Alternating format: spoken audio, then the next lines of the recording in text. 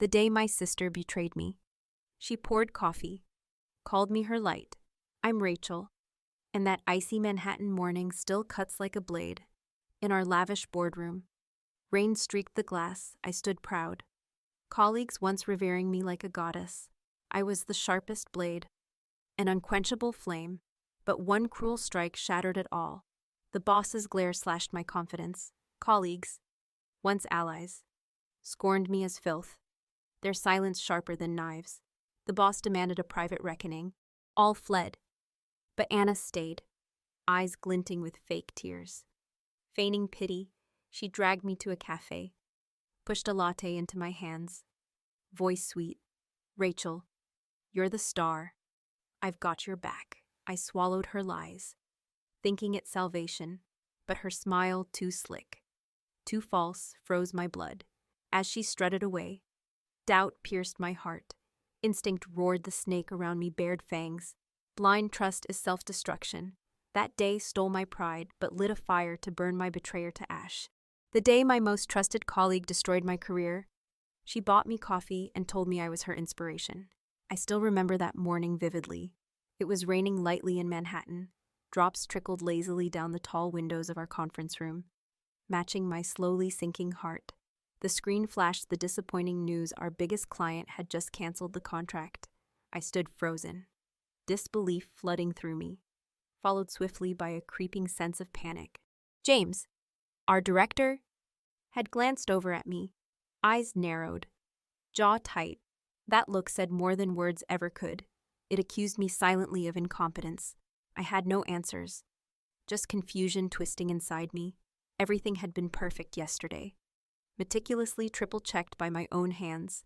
I was known for precision, celebrated for my sharpness. But now, the silence felt suffocating. Judgmental eyes questioning my abilities, my worth. "Rachel." James broke the quiet, disappointment heavy in his voice.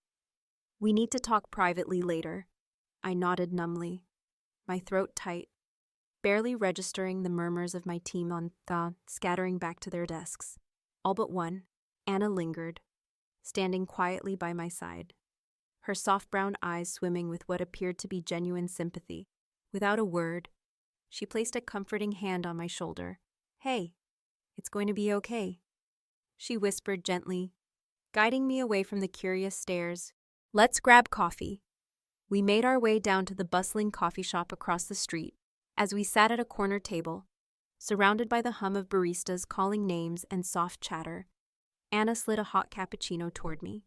Smiling softly, her calmness soothed me, just as it always did. "Rachel, you're still the best here," she said earnestly, her voice filled with conviction. "You'll bounce back from this. We all believe in you. I believe in you." I took a long sip, allowing the warmth to seep into my tense muscles, unaware at that moment how easily sincerity could be faked. Anna's words washed over me gently, reassuring, supportive.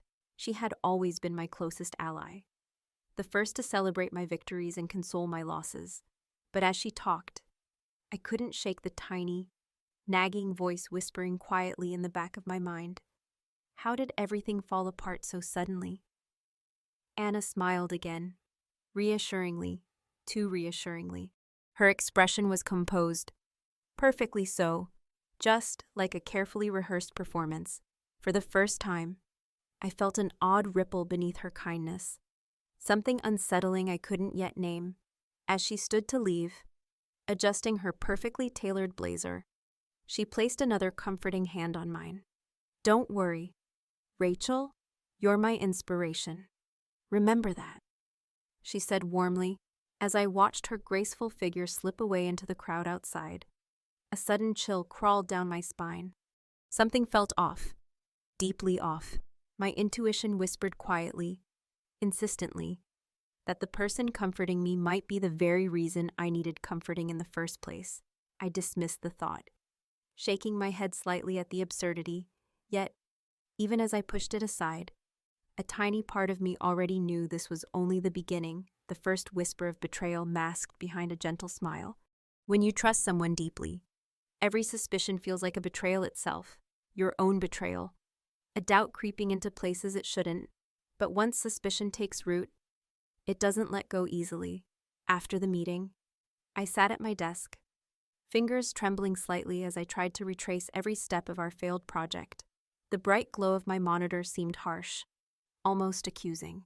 My inbox was flooded with messages, questions, subtle doubts, veiled criticisms. Each sentence pierced deeper, undermining the confidence I'd carefully built over years. James passed by, his brisk footsteps pausing just enough beside my desk to leave a heavy silence hanging between us. He didn't speak, but he didn't have to. The tension screamed his disappointment. I felt a knot tighten in my chest, constricting until breathing itself seemed difficult. Across the open office, Anna sat quietly, eyes occasionally flickering in my direction. Each glance was sympathetic, comforting, yet something felt off now, tainted by that first tiny seed of suspicion I'd felt in the coffee shop. My intuition was rarely wrong. Though it was fighting a fierce battle against my loyalty, Anna had been my confidant. Someone I'd trusted with career doubts, personal anxieties, and even secrets whispered late after office parties. But had she ever really shared hers? I began mentally revisiting recent events. Small, seemingly inconsequential moments now colored by doubt. A late-night brainstorming session where Anna eagerly took notes, smiling encouragingly, suggesting subtle yet critical changes to my plan, changes I accepted without hesitation, or the countless casual conversations at lunch, her gently probing questions about my strategies, clients, and approaches, masked behind genuine curiosity. My fingers clicked absently on my mouse, scrolling through project files. Then my eyes caught something subtle but unsettling: tiny edits. Barely noticeable, phrases slightly altered. Critical numbers shifted, altering meanings entirely, changes I never approved. My pulse quickened, adrenaline tingling sharply in my fingertips. I glanced again towards Anna, heart racing. She was laughing softly, chatting comfortably with colleagues as if nothing had happened. Utterly composed, her carefree smile felt suddenly hollow, almost sinister. Doubt blossomed fully now, darkening my thoughts. Had she truly orchestrated these failures, pulling invisible strings behind my back? But why jealousy, ambition, or something darker I couldn't yet understand? A memory surged suddenly to the forefront of my mind. It had seemed meaningless at the time, just a passing moment forgotten almost instantly. Last week, Anna received a small parcel delivered directly to her desk.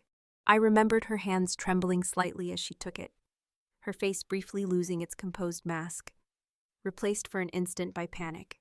I'd asked casually, "Everything okay?" "Just some paperwork," she'd replied quickly, shoving the package discreetly into her bag.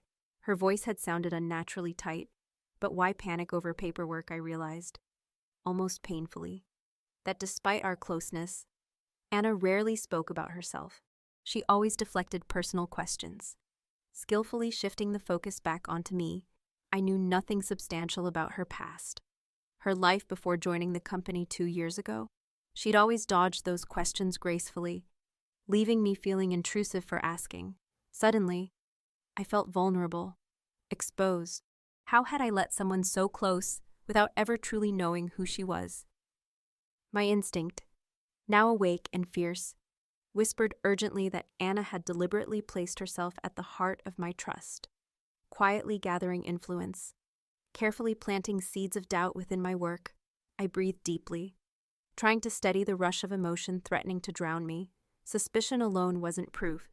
Yet, the unsettling feeling refused to fade, whispering insistently that my closest ally might be my most dangerous adversary. And if I was right, Anna's betrayal was deeper and more cunning than I ever could have imagined. Suspicion is a strange thing. It doesn't arrive loudly. It whispers, gently at first, like the distant rustle of leaves in the wind, easily ignored until suddenly, it's the only sound you hear. That night, sleep avoided me. I sat curled on my couch, the dim glow of my laptop illuminating my apartment, my gaze fixed blankly on Anna's company profile photo. Her calm smile stared back, so perfectly innocent, so convincingly sincere. I felt a pang deep within, a strange mixture of guilt and disbelief. Was I being paranoid? Or was something genuinely wrong? My mind refused to rest. I replayed scenes, conversations, interactions, dissecting every word, every subtle expression. Something wasn't right, yet I had no concrete proof, only intuition quietly tugging at my consciousness. How could someone so supportive, so seemingly genuine, orchestrate such subtle sabotage? I stood and paced slowly, my bare feet quiet against the wooden floor. The faint hum of New York traffic murmured through closed windows, an endless, restless background noise mirroring my own unease. My thoughts drifted back once more to Anna's strange reaction when she received that package. Her hands had trembled, eyes briefly panicked. My stomach tightened as an idea crystallized suddenly in my mind. Before rationality could stop me, I grabbed my laptop, sinking back onto the sofa. My fingers hovered briefly over the keyboard before typing Anna's name into a search engine.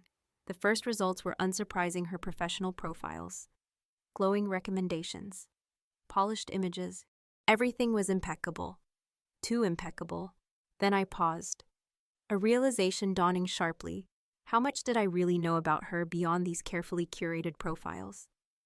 With a deep breath, heart pounding in anticipation, I began narrowing the search, cross-checking her background, her previous roles, her education. Each detail checked out, yet each felt oddly shallow, as though carefully placed rather than organically grown. My cursor blinked quietly in the search box. I hesitated a moment, then typed slowly, deliberately, Anna Stewart, Texas. I clicked enter, feeling my breath catch in my throat.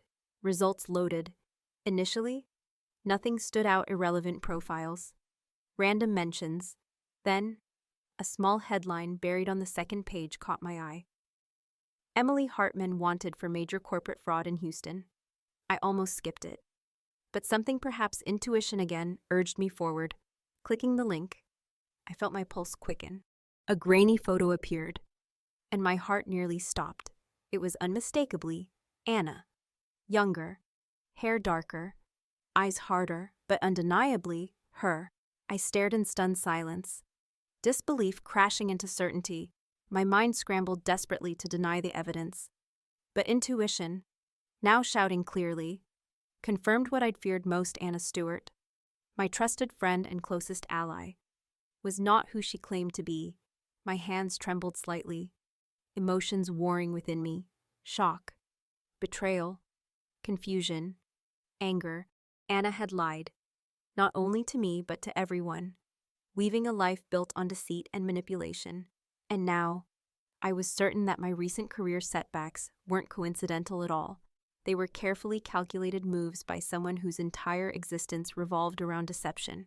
As the weight of this realization settled, I closed the laptop gently, exhaling slowly to calm the storm raging inside me. I knew now that my instincts had been right all along. Trust had blinded me, but intuition had finally broken through. With clarity came resolve. I knew exactly what I had to do next, and it wouldn't be easy. The hardest truths always lurk beneath calm waters, and to uncover them, you must dive deeper than you'd ever planned. The next morning, I arrived at the office early, the building still quiet, only a few distant lights shining through glass doors. My steps echoed softly across the polished floors, each tap of my heels reminding me of the secret I now carried. I slid into my chair, heart racing subtly, adrenaline blending with anxiety in a dizzying cocktail. My fingers hovered momentarily over the keyboard, hesitating. But hesitation wouldn't change reality. With a deep breath, I clicked open our project's shared drive and began reviewing each file meticulously. I moved quietly, carefully, ensuring my presence went unnoticed, mindful of every subtle click and keystroke. It didn't take long before I found the first disturbing discrepancy. An email I'd supposedly written was sent at 10:45 p.m., a time when I distinctly remembered being in the shower after a late gym session. My pulse quickened as I read through it. The language mirrored mine, almost perfectly. Yet the tone felt slightly harsher, less diplomatic, designed to provoke tension with the client. Anna had been in the office late that evening, supposedly finalizing creative assets. The realization tightened my throat. My stomach churned at the thought of her quietly sitting at her desk, carefully drafting these subtle sabotage notes under my name. I moved to the project timelines and proposals, methodically examining every detail. Each edit seemed trivial individually, a shifted deadline, adjusted budget figure, small but significant enough to trigger misunderstandings and client frustrations. My eyes burned slightly from fatigue, but I pressed on, determined to gather clear, indisputable evidence. As I scrolled through past documents, a familiar project caught my eye, one that had curiously stumbled months before. I opened the file, scanning quickly. Again, the faint shadow of Anna's subtle interference appeared. My fingers clenched involuntarily. How long had she been undermining me without my knowledge? Suddenly, footsteps sounded behind me. I quickly minimized the windows, turning casually as James appeared at my desk. "Rachel," he began carefully, clearly uncomfortable. "About yesterday, I wanted to apologize if I was harsh. I know you put in great effort." His voice was cautious, distant, tinged with doubt. I felt a pang of hurt, mingled with anger. Anna's sabotage had created cracks that even a simple apology couldn't easily repair.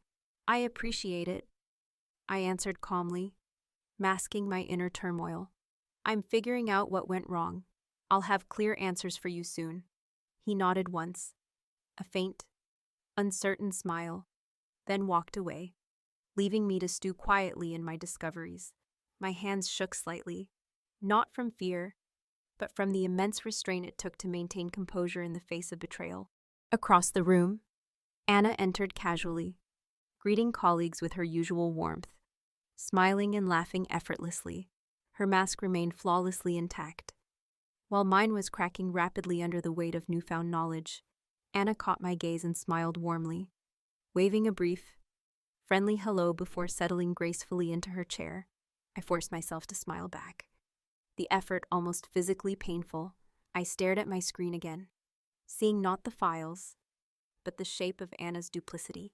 I understood clearly now trust had been my greatest vulnerability, but that vulnerability had ended. My fingers returned to the keyboard, resolute, steady. This was no longer simply about me. This was about truth, accountability, and justice. Anna Stewart Emily Hartmann had started this game, and now, quietly, methodically, I was ready to finish it. People often say the past is just a memory, but sometimes it's more like a ghost, haunting us until we face it. The days that followed my discovery felt surreal, as if I were caught between two worlds, one normal, routine-driven, and professional, the other tense, shadowy, consumed by the need to unearth truth hidden deep beneath layers of lies. Each morning, I arrived early, left late, and spent every spare minute piecing together fragments of Anna's carefully concealed past. A week after uncovering her alias, I found myself again sitting at my desk, coffee untouched, my mind racing. The name Emily Hartmann echoed continuously in my thoughts, an unsettling reminder of Anna's true identity. I'd spent hours tracking her movements, quietly pulling at threads, trying to understand who Anna Emily really was beneath the polished facade. My next clue arrived unexpectedly. It was lunchtime. The office buzzed with casual chatter and laughter, oblivious to the hidden drama playing out beneath their notice. My phone vibrated softly. A notification and email from an unfamiliar sender, titled simply, "About Emily Hartmann." My heart jumped into my throat. Quickly glancing around to ensure privacy, I clicked it open. "Rachel, I noticed your recent online searches about Emily Hartmann. I believe we need to speak urgently. Meet me tonight at Caf Nero, 8 p.m. Sit near the back window. You're not wrong about her." The email was unsigned, cryptic, and frighteningly direct. A chill surged through my spine. Clearly, someone had noticed my digging. Was it an ally or a threat?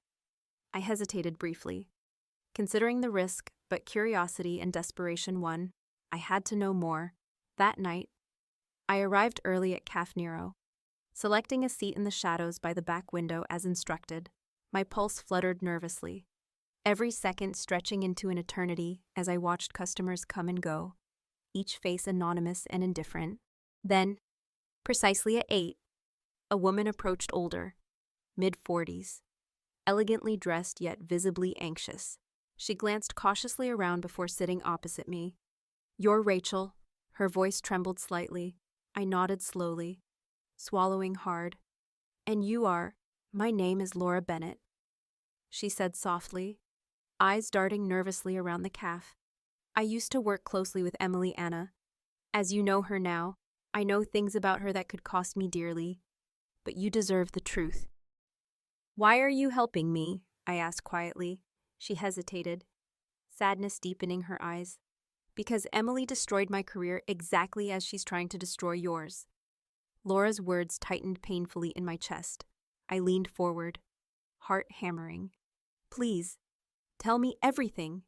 She inhaled sharply, steadied herself, and began. "Emily worked in our Houston office years ago. She was brilliant, charming, but dangerous. Over several months, she embezzled nearly $500,000, leaving a complex trail framing her manager me for the theft. She vanished without a trace, leaving me to pick up the pieces." She paused, voice shaking slightly, haunted eyes reliving the memory. "I lost everything, my reputation, my career, almost my sanity. It took years to rebuild. But when I saw your search online, I recognized the pattern. She's doing it again." "Why now? Why me?" My voice wavered, barely audible. "Because you're a threat, Rachel," Laura said simply, eyes clear and compassionate. "You're smart, talented, exactly the kind of woman Emily always targets. She eliminates those who stand in her way, quietly, efficiently, and mercilessly." I sat back, overwhelmed. Anna's warm smile, supportive gestures, comforting words, everything now twisted sharply into a sinister deception. The betrayal felt like a physical blow, deep and merciless. "What can I do?" My voice was tight with suppressed anger and helplessness. Laura leaned forward, her expression resolute. "You expose her carefully, publicly, irrefutably." I couldn't, but perhaps you still can. She handed me a thick envelope. Inside is everything I've collected: bank records, screenshots, letters. "Protect yourself. Finish what I couldn't." I took it silently, feeling its weight not just in my hands, but in my chest. The cafe noise faded into a dull hum as the enormity of the responsibility pressed down on me. Laura stood slowly, her expression a mix of relief and lingering sadness. "Good luck, Rachel. Be careful. You're dealing with someone who has nothing to lose."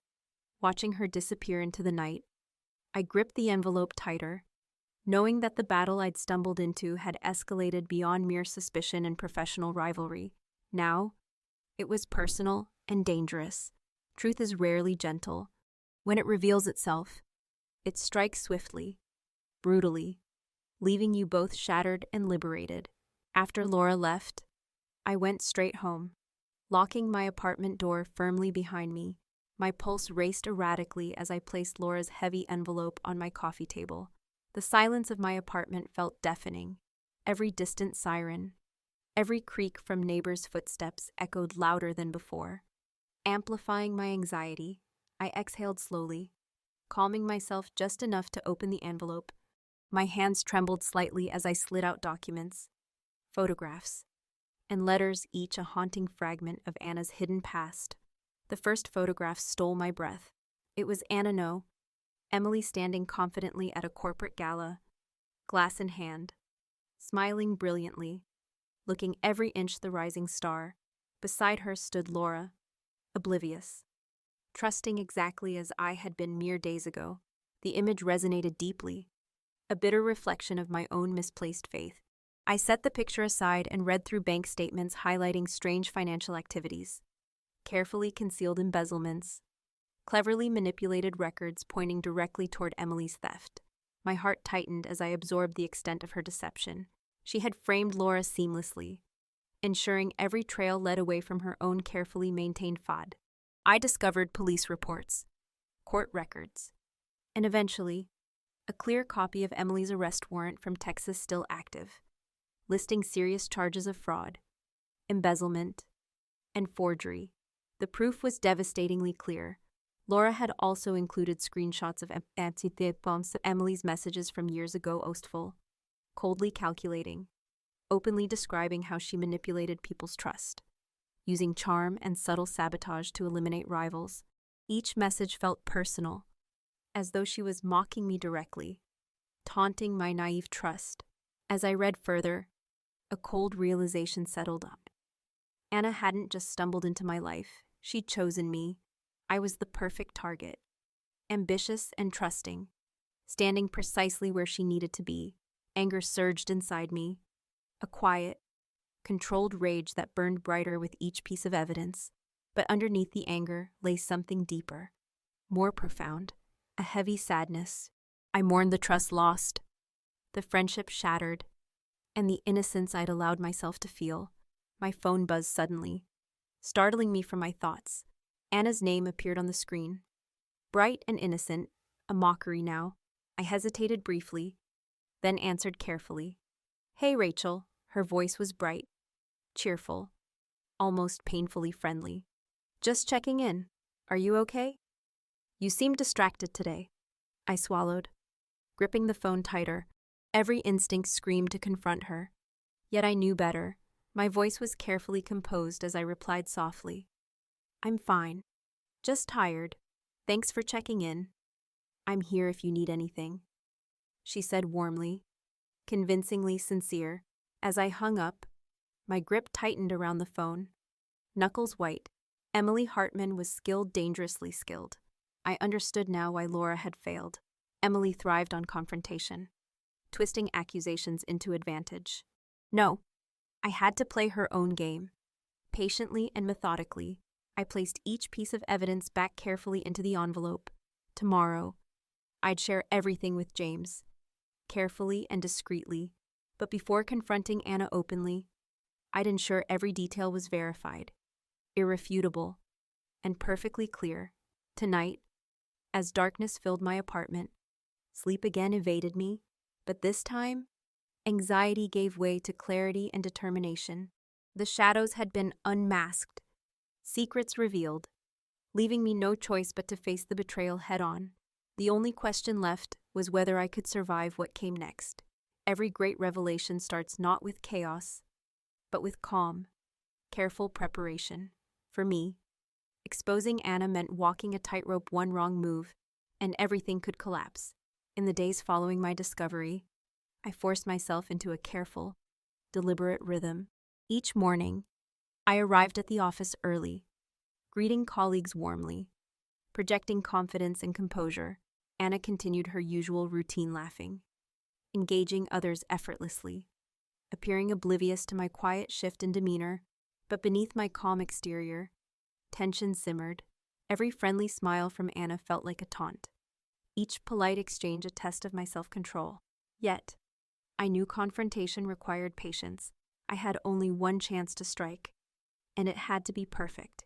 Late one evening, as the office emptied, I approached James's door, tapping lightly on the glass. He looked up, visibly surprised, then nodded for me to enter. "Rachel," he said cautiously, leaning back slightly in his chair. "What's going on?" Without speaking, I placed the envelope gently onto his desk. He glanced down, confused. "Open it," I urged softly. "Please." He hesitated, then slowly slid out the documents. I watched his expression shift from mild curiosity to deepening concern, finally morphing into shock. His gaze lifted sharply, meeting mine with newfound intensity. "What is this?" he asked quietly, voice edged with disbelief. "Proof," I replied steadily. "Anna isn't who she says she is. Her real name is Emily Hartmann, and she's wanted in Texas for major corporate fraud. She's been systematically sabotaging my projects to discredit me." James ran a hand through his hair, visibly disturbed. "This is serious. Rachel, are you absolutely certain?" "I have no doubts," I answered calmly, holding his gaze. "I've double-checked everything. The police warrant is still active. Her past victim provided additional evidence bank records. Conversations. It's all there. James exhaled slowly, absorbing the enormity of the information before him. He closed the envelope and handed it back carefully. What do you propose we do? I steadied myself, choosing my words carefully. The annual company-wide meeting is next week. Anna is set to present her big project, the one she quietly stole from my proposals. Let her present. Let her feel secure. Then, I'll reveal everything publicly. James looked troubled. Publicly, isn't that too dramatic? No, I replied firmly. Anna thrives on secrecy and manipulation. Confronting her privately gives her room to twist the truth. Public revelation is the only way to guarantee clarity and justice. He studied me closely, recognizing something in my eyes. Strength, resolve, and perhaps justifiable anger. Finally, he nodded slowly. All right, Rachel, I'll support you, but be careful. If you're right, this could become messy quickly. I know, I said softly, picking up the envelope. I'm ready for whatever comes. Walking back to my desk, adrenaline pulsed through me, sharp yet controlled. My plan was now officially in motion. In just a few days, Anna's carefully constructed facade would shatter spectacularly, and everyone would finally see her for who she truly was. As I passed Anna's empty desk, I paused briefly, glancing down at the neat, orderly workspace, each detail precisely placed. A mask of perfection. It was ironic, almost tragic. She'd spent years building illusions. Now, I was quietly, methodically preparing to tear them all down. There's a strange calm that settles right before everything explodes, like the quiet inhale before a scream. The morning of the annual meeting arrived, clear and bright. A perfect irony, considering the storm about to break. I stood silently in front of my mirror, adjusting my blazer, carefully selecting earrings, practicing calm breaths. Each detail felt oddly significant, a shield of composure against the chaos within.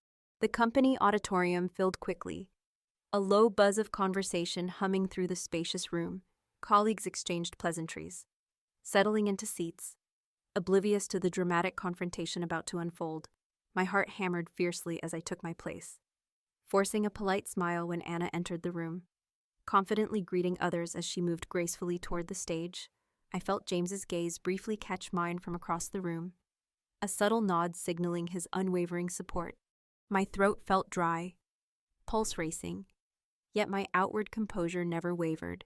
The meeting began smoothly, executives sharing annual updates, financial successes, upcoming initiatives, all a blur as my focus remained locked on Anna, who sat poised, confident, utterly untroubled. She wore an elegant navy dress, every gesture effortlessly professional. To anyone else, Anna represented success and trustworthiness. Only I could see the subtle lies beneath her flawless mask. And now, James announced, his voice clear and steady, Anna Stewart will present her latest project initiative, one she's been deeply involved in. Applause rippled politely through the audience. Anna rose gracefully, approaching the podium with practiced confidence. Her smile was warm, engaging, her eyes bright and earnest as she thanked the crowd. Thank you, everyone, Anna began smoothly, her voice rich with sincerity.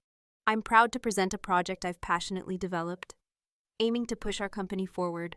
My chest tightened painfully as I watched her launch effortlessly into a presentation built entirely upon my ideas, my carefully crafted strategies, and hard-earned insights, all subtly twisted and rebranded under her name. Her deception felt raw, unbearable. But I waited patiently, timing my moment carefully. As Anna concluded to appreciative applause, I felt my pulse quicken sharply. James stood, preparing to invite questions. My moment had come, heart pounding. I slowly stood up, the movement drawing curious eyes toward me. A ripple of surprise passing through the crowd. Rachel, Anna's voice was warm, puzzled, convincingly innocent. Did you have a question? The room quieted instantly, Dozens of eyes fixed on me. I inhaled deeply, steadying myself, and spoke clearly, calmly, every word measured. Actually, yes, I began, my voice firm but controlled. I have a question about identity and integrity. Anna's confident smile faltered just slightly, a flicker of confusion in her eyes. James gave a slight, almost imperceptible nod of encouragement. Your presentation was impressive. Anna, I continued steadily, but I couldn't help noticing striking similarities to proposals I developed months ago, proposals which mysteriously vanished or failed at critical moments. Murmurs of confusion rippled through the audience. Anna's eyes hardened subtly, but her voice remained composed. Rachel, if there's confusion, perhaps we can discuss it privately. No, I interrupted firmly, my voice rising slightly, drawing sharp attention. I think transparency is important here. Don't you? Before Anna could respond, I projected the first document onto the large screen behind her, a side-by-side comparison clearly showing her project matched precisely with mine, down to exact phrases and strategy points. The audience stirred uneasily. Anna's face paled slightly, yet she held her composure admirably. Rachel, I'm sure there's some misunderstanding. There's no misunderstanding. I cut in smoothly, advancing to the next slide. But perhaps more importantly, there's another question you should answer. Can you explain why you're wanted by authorities in Texas for fraud and embezzlement? Gasps filled the auditorium as I displayed Emily Hartmann's active arrest warrant and mugshot. Unmistakably Anna, younger but undeniably her, Anna's eyes widened. Composure fracturing visibly, she opened her mouth to speak, but no words came immediately. You see, I continued, voice clear and unwavering. Anna Stewart isn't even your real name. You've deceived everyone here, manipulated projects, stolen ideas, and tried systematically to destroy my career.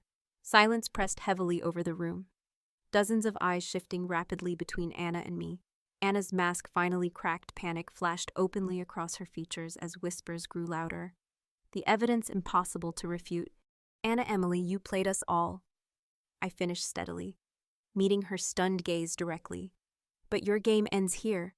In the suffocating silence that followed, Anna stood frozen, exposed, unable to deny the irrefutable truth now plainly visible to everyone. And in that moment, I felt neither triumph nor pleasure, only a deep, profound relief, tinged by sadness. Betrayal never brings joy, only painful clarity. Truth doesn't just expose, it dismantles. When the mask falls away, there's nowhere left to hide. In the stunned silence of the auditorium, every gaze shifted sharply toward Anna, her carefully maintained composure shattered like fragile glass, leaving behind a woman suddenly vulnerable, raw, exposed. No, this can't, Anna stammered, her voice shaking visibly for the first time. Her eyes darted frantically between me, the screen behind her, and James, desperately searching for support that would never come. Rachel, this is ridiculous. This isn't me. But her protest rang hollow, drowned in the irrefutable evidence glowing starkly on the screen. The whispers grew louder, disbelief morphing quickly into shock. Betrayal, anger. Colleagues shifted uncomfortably in their seats, eyes wide, murmuring in low tones filled with confusion and disappointment. James stood slowly, his voice authoritative, yet tinged with unmistakable sadness. Anna, or rather, Emily, I think you owe us an explanation.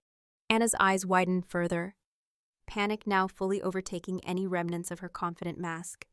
James, please, you know me. This is some kind of setup. Her voice cracked. Desperation evident, James remained firm, unmoving. The evidence speaks clearly. I've seen it myself. It's undeniable. You deceived us all. Anna's breathing became rapid, erratic.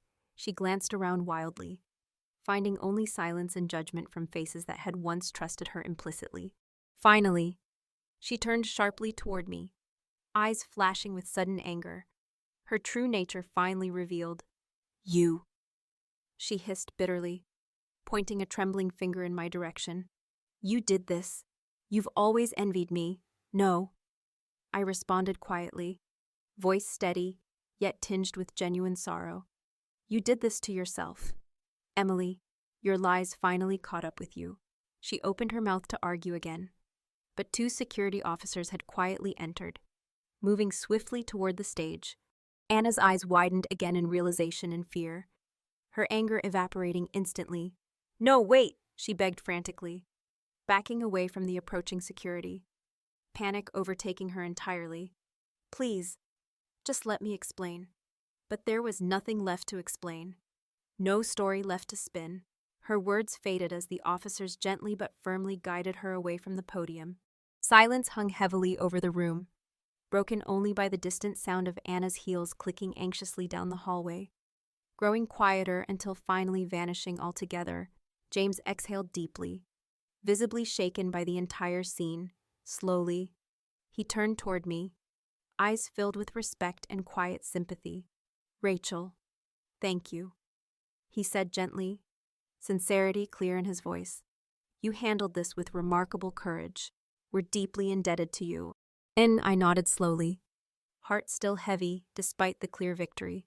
As the meeting adjourned awkwardly, colleagues whispered quietly, glancing toward me with newfound admiration and cautious respect. Yet, amidst the whispered praise, I felt no triumph, only a profound exhaustion. Returning to my desk, now bathed in the quiet, reflective silence of an empty office, I sank into my chair, the weight of everything that had just happened pressing down on me heavily. I glanced over at Anna's now abandoned workspace. Eerily silent, her neat files and perfectly arranged belongings sat untouched. A stark reminder of the facade she'd built so carefully, now irreparably shattered. I realized then that exposing Anna had revealed more than just her deception. It had forced me to confront a deeper truth. Trust, once broken, could never fully heal, and betrayal left scars too deep for simple victories or hollow celebrations. As evening sunlight cast a soft glow across my desk, I felt the quiet ache of lost innocence and bitter clarity. Anna's illusion had collapsed dramatically, publicly, but it wasn't just her mask that had fallen away. Mine had too. They say victory feels sweet, but in truth, it's often laced with something bitter. Sometimes, clarity brings not joy, but a lingering ache that stays long after the applause fades. In the days following Anna's dramatic removal, the office atmosphere shifted drastically.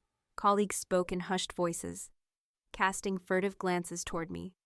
Unsure whether to approach or maintain distance, conversations halted abruptly when I walked by. Eyes softened with sympathy or widened in quiet awe.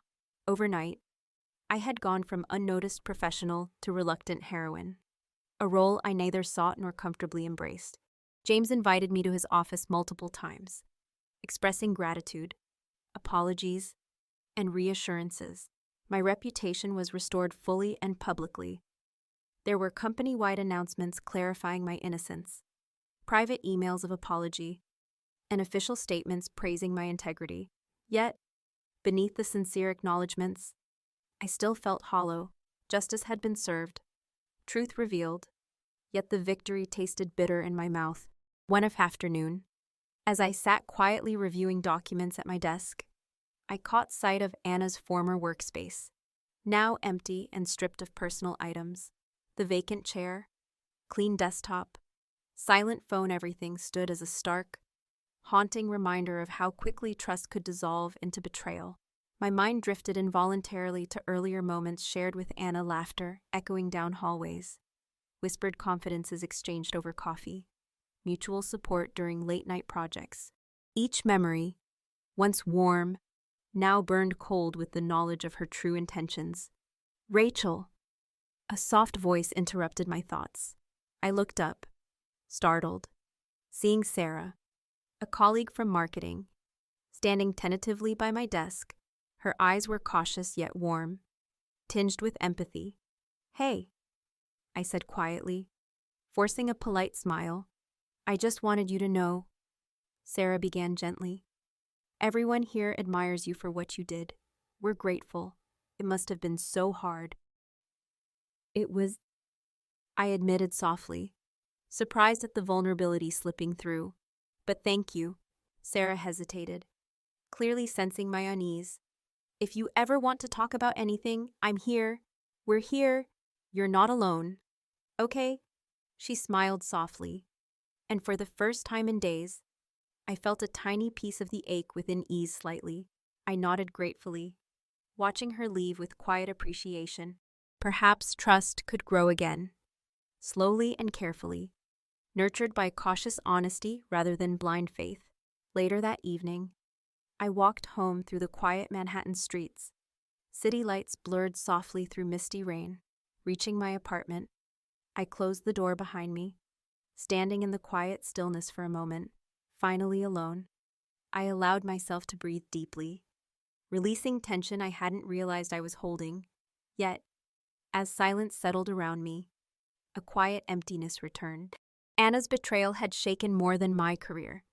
It had fractured my sense of trust, exposing painful truths about myself, others, and the delicate fragility of relationships built on good faith. That night, lying awake, staring at the soft patterns of shadows cast across my ceiling, I recognized clearly the truth of my own aftershock.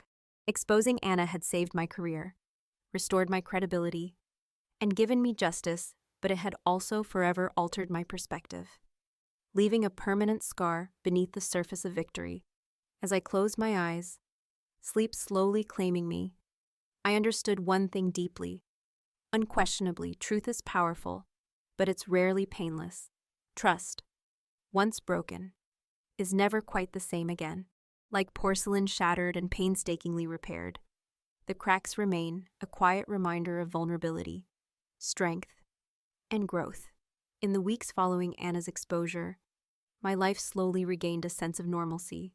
The initial discomfort in the office gradually softened, replaced by quiet acceptance and cautious warmth. James and other senior executives frequently checked in, offering renewed trust and quiet support. Yet, beneath the returning normalcy, a new awareness simmered gently inside me. Trust could no longer be given blindly. It had to be consciously cultivated, tested, and earned. One crisp autumn afternoon, while the city streets bustled outside our towering office building, James invited me into his office for a private meeting. He sat behind his desk, a sincere warmth in his eyes. "Rachel," he began carefully, leaning forward, "I'd like to offer you something." I raised my eyebrows slightly in surprise, curiosity mingling with caution. "Offer me something," he smiled softly, handing me a folder. "We're creating a mentorship program for new employees, young, talented people who need guidance and support from someone trustworthy and experienced, someone who's faced challenges firsthand." I opened the folder, reading through the brief carefully, feeling an unexpected warmth spread through me. The idea resonated deeply, touching something fragile yet hopeful within. "We think you'd be perfect for this," James continued gently. "Your experiences, what you've overcome, the integrity you've shown can genuinely benefit others." I remained silent for a moment, emotions swirling.